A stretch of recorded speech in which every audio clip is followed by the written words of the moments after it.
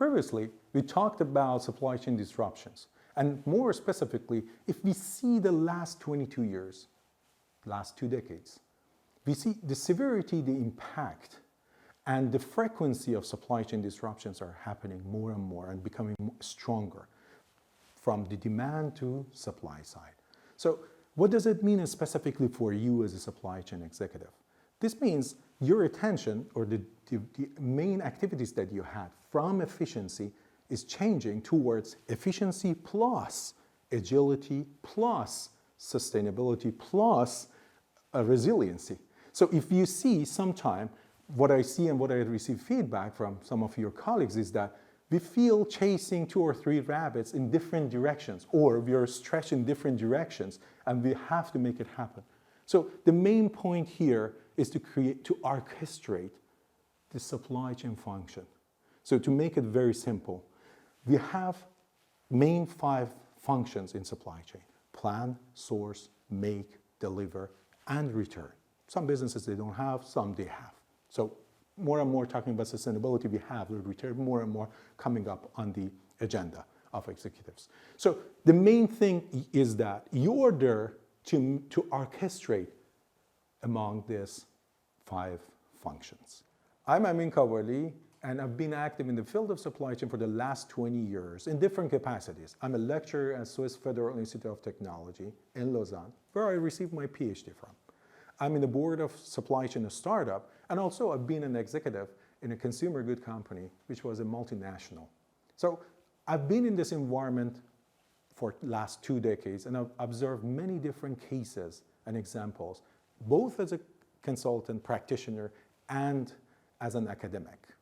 So if we want to have a cluster of different companies and map industries based on 2 main factors, make it simple, based on leadership capabilities and digital capabilities. I'm pretty sure we can find many other factors to do that, but keep it simple. And if we're going to map this way, we have 4 quadrants here.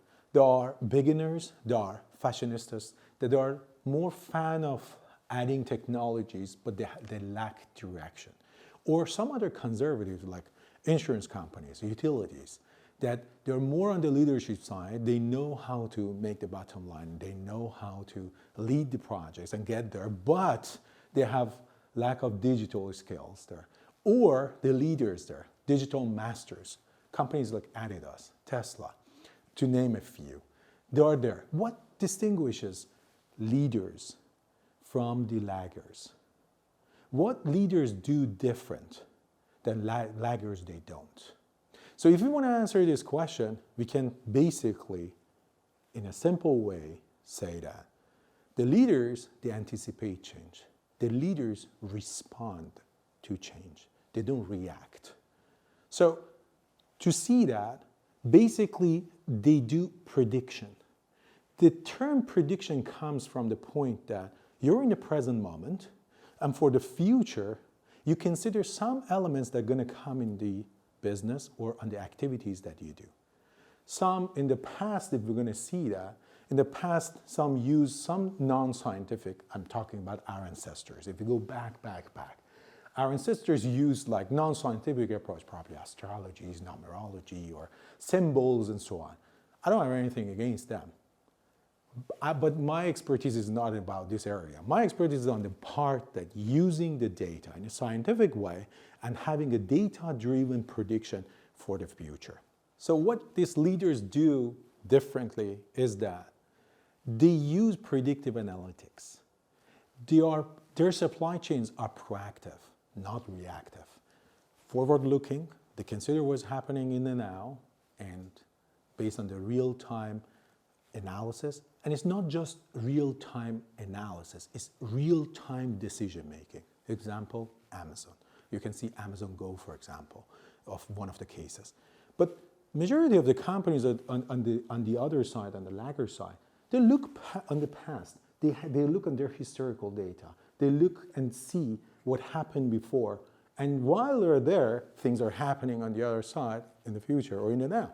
So if we want to distinguish between these two, the main point here is that the use of historical data, and we have seen during the COVID time, does not serve to plan for the future, because not necessarily past equates to the future. So if we see both groups of the company, those that are proactive supply chains and those that are reactive supply chains, if we go in the core, they have a common point. Their commonality is use of data. But harnessing the power of data is a bit different, with a different direction or different focus for them that I talked already about it. But the thing is, going from data to insight takes some steps in the middle. So the journey starts by data. Depends what kind of sources of data you have. Like you can have data sources as internal, smart connected products. You can have external products or external data sources, or social media, likes, comment, or whatever that you have, you do sentiment analysis. Anyway, I don't want to go technical now. Then you have this data coming, and consider it like a lake. That's what they call a data lake. They bring all sorts of data in the lake. And then that's not enough to have different sources of data just coming in the lake. You need to know what you have in the lake, and you need to know what are the pipes that connecting it, or pipelines, connecting it to your analysis. What sort of data you have, how they can match with each other, or so on. So here, it's very important to know what is the quality of the data that you have there, assuring that you have proper quality. And here a bit, I'm going to go a bit technical. Process mining helps a lot to connect different sources, sort them, label them, and bringing them to the data warehouse. So you have a data warehouse there, and in your data warehouse, you define what are the types of different pipelines of the data that you have. Now, I don't want to lose you here. Don't want to go that technical.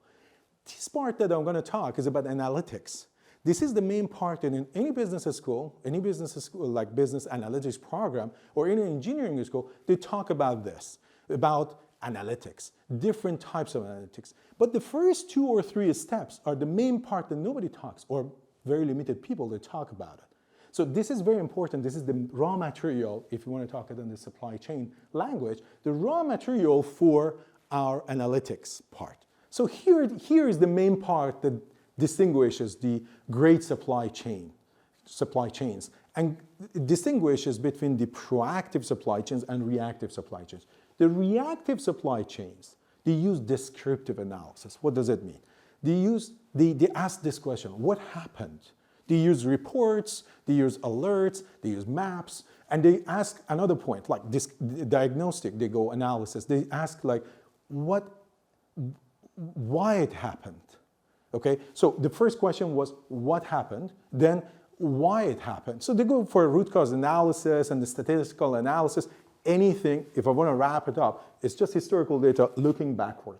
Now, if you want to go for supply chains that are proactive, they use predictive analysis.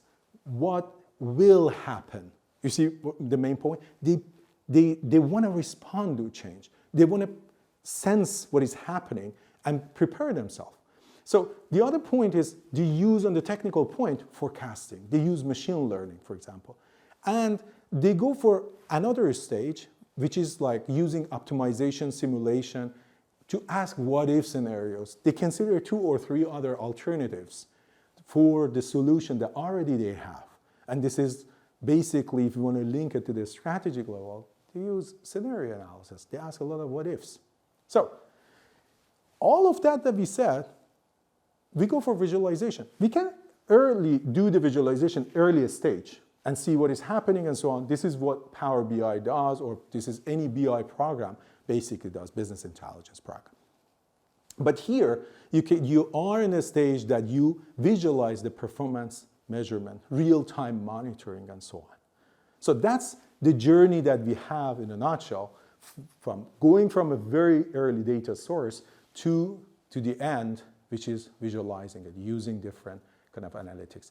All of these companies that I said, they use it, but the direction of using them are different. So look, in the journey that I talk about from data to insight, yes, it's fascinating, you might ask, but you say like, look, how to get there? And how this could happen? Because I don't have a big data. My answer is just go for good data that you have and practical points. Write down what is the main target. The main thing that we see in supply chains is that the first group of supply chain that we were talking about, the reactive supply chains.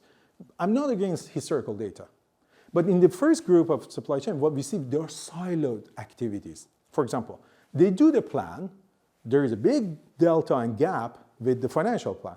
From the other side, HR freezing the headcount or planning to fire some headcounts or reducing the headcounts. Then we go, for example, for IT, the infrastructure is not in place or data lake is not there, and then live connectors are not that live and updating real time. And marketing, they have their own promotion plan, but they're not bringing it to supply chain. Last minute, you see like, oh, okay, I didn't plan for the promotion. This should go on top of what we planned or so on. And the other thing is sales has other idea that they're going to sell more quantity. Come on, guys, you guys were quite, let's say, conservative for the plan. So we see this as stuff, and we all experience it in the industry. This kind of things could happen, which is like very disconnected. So now the good question probably is how to get connected.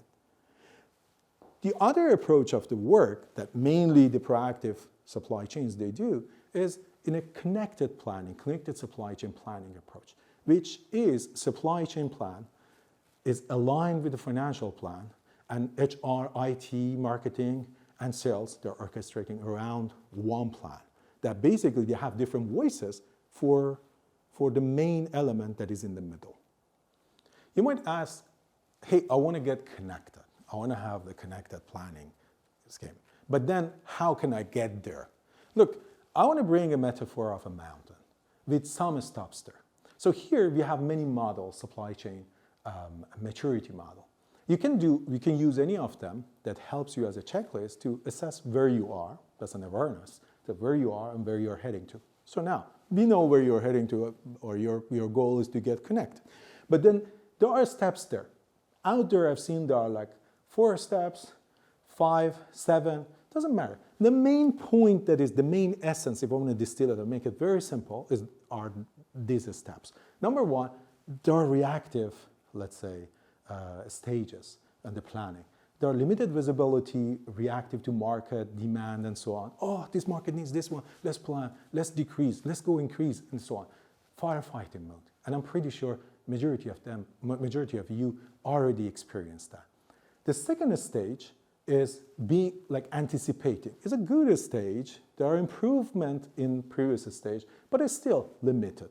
You have limited visibility. Visibility improved, but it's limited still. So then you go to the next stage, which is like collaborative. It's more cross-functional. Teams are helping each other. You're coming out of the silos, and then there are more synergies here. But still, it's not orchestrated. It is not fully connected. So in a full connected stage, you have a full visibility or a high level of visibility, right?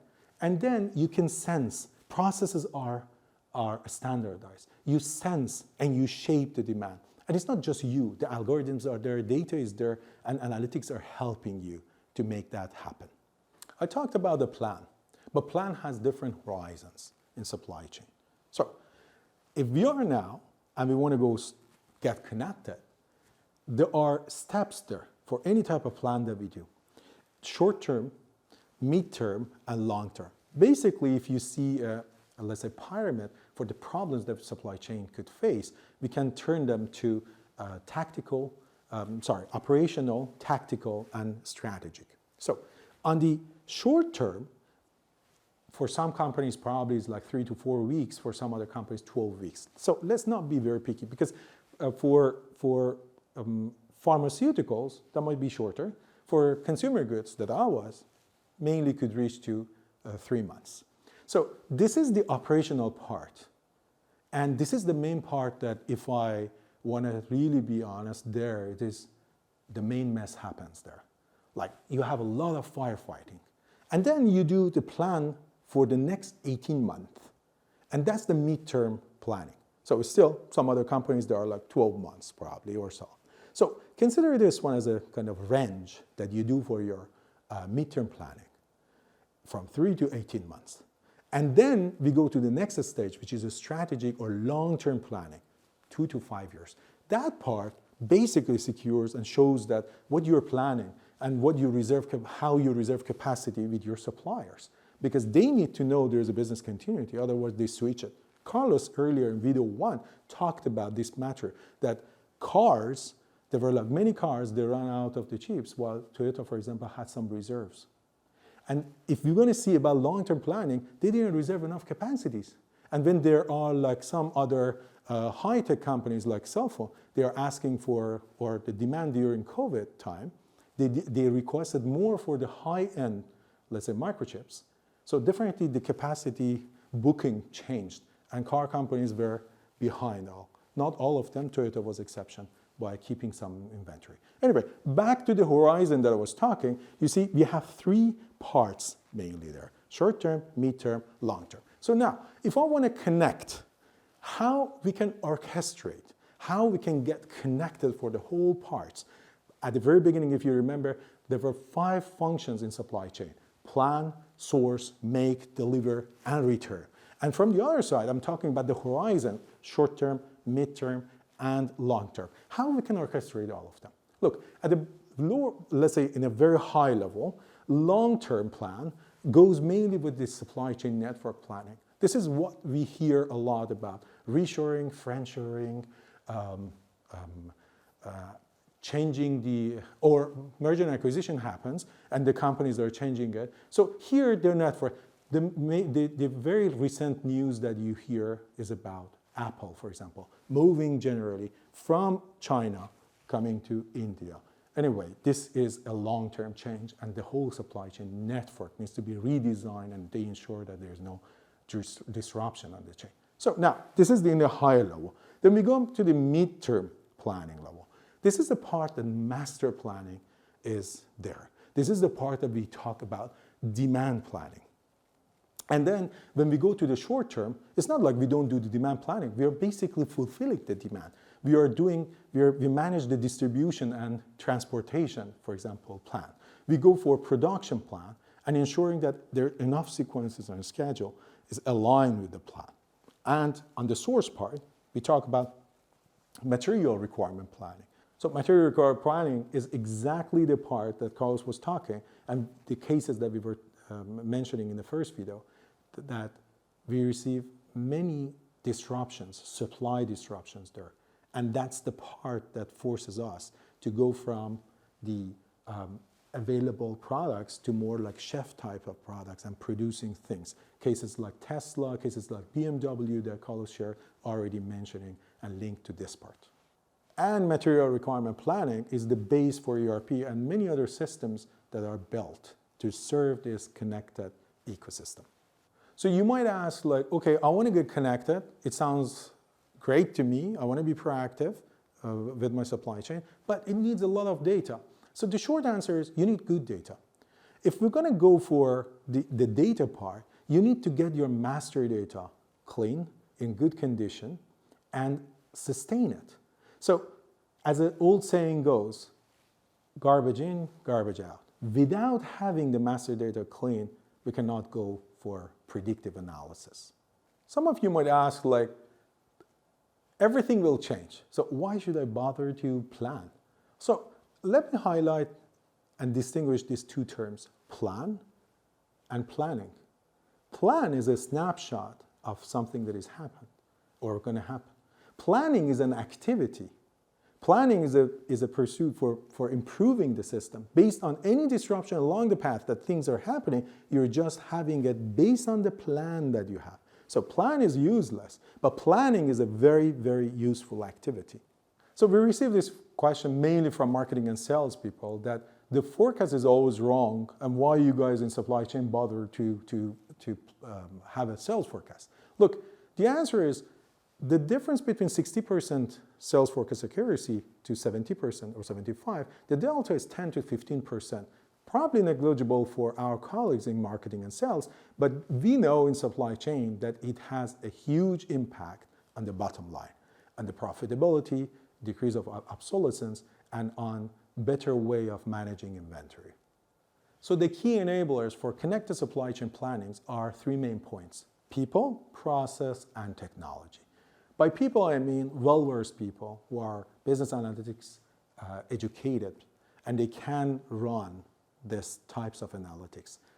On the process side, we need to have supply chain planning process like SNOP and IBP in place, integrated business planning. And on the technology, we need to have technology supporting the activities, these two main parts. All right, I talked about the transformative journey and then how to go from data to insight. And we talked more about supply chain planning and all main elements. In main video and video 2, we talked about what. But you might ask how is possible and how I can make it in my organization. Carlos, would you like to walk us through the third video? So the third video is going to be a video about the how companies have gone through that journey, how they have succeeded on that. Many people would call that best practices. We basically call it good practice. It's probably not the best, but it's a good way of going through that, and it's going to be a good learning. Thank you very much for watching this video, and very much we would like to have your questions and your comments, the feedback down, and please engage in that dialogue so we can enrich the discussion that we are having. We appreciate your questions, comments, and feedbacks. And then, hey, don't forget to share it with your colleagues if this talk resonated with them. Still watching? Go ask your questions, raise your comments. Thank you.